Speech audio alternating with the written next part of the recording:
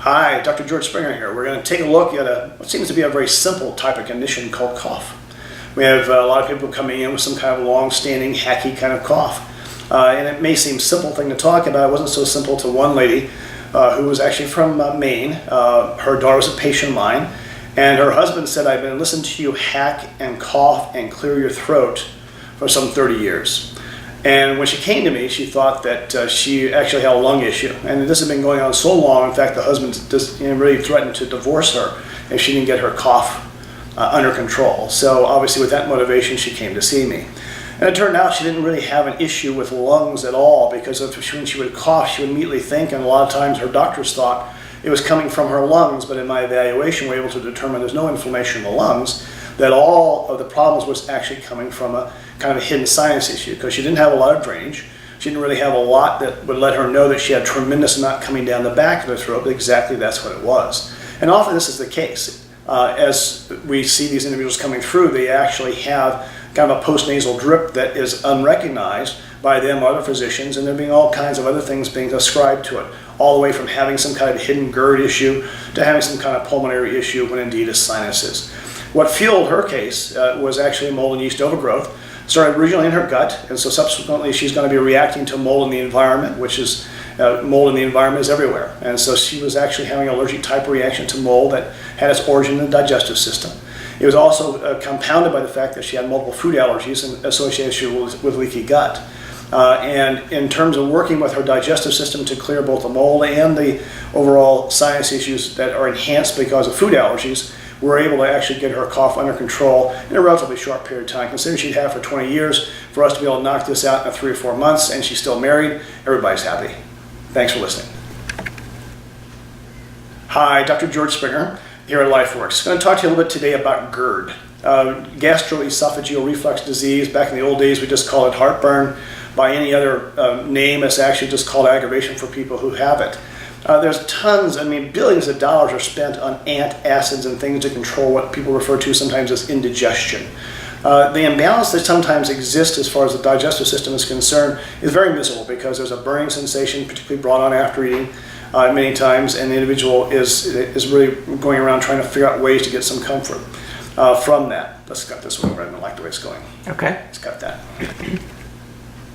Hi, Dr. George Springer here at LifeWorks. I'm going to talk to you today about GERD, better known as gastroesophageal reflux disease.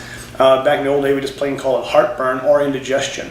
The problem with GERD is that we have the idea that we have too much acid. And indeed, there is too much acid that causes irritation, perhaps at the wrong time. Here at LifeWorks, we've identified 3 different causes of GERD, the predominant one being not what most people think it is. It's not it's a situation where you have too much acid. It's actually acid being stimulated by other factors.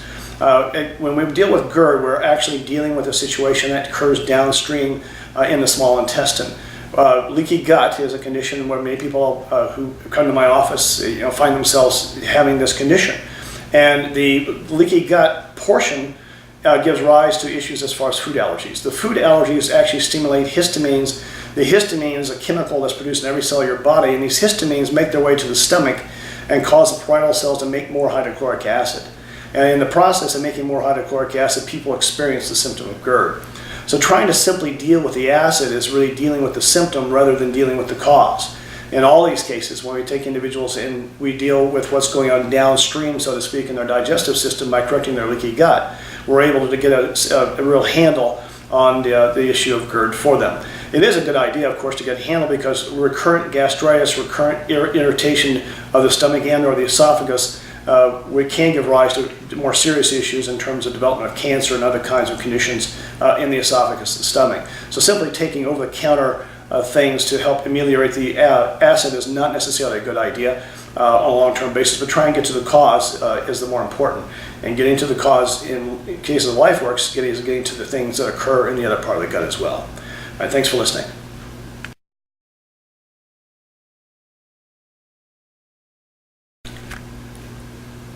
Hi, I'm Dr. George Springer. I'm back to give you another edition of our successes we've had here in LifeWorks. I'm going to talk a little bit today about autoimmune conditions. We see a lot of those coming through, and I'm going to profile a couple of individuals. One is Jennifer. She's a nurse. She had rheumatoid arthritis. Another one's name is Karen, and she was brought in and came in with her condition of lupus.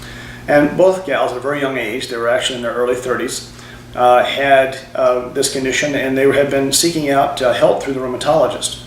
And the rheumatologist, of course, was delivering the best they could, but both individuals decided that there had to be something besides the anti-inflammatory and chemotherapy drugs that were being offered as a solution on a lifelong basis.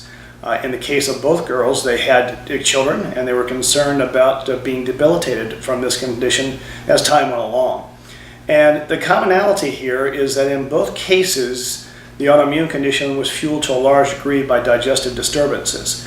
By no means are digestion the only reason for autoimmune. No chronic condition that comes to see us is a singular issue. They're always multifaceted, but the gut's a very important key aspect, and that was where we began with both individuals. And so we're very successful in cleaning up their digestive issues. So if you know someone who's got autoimmune, digestion is a very important place to begin.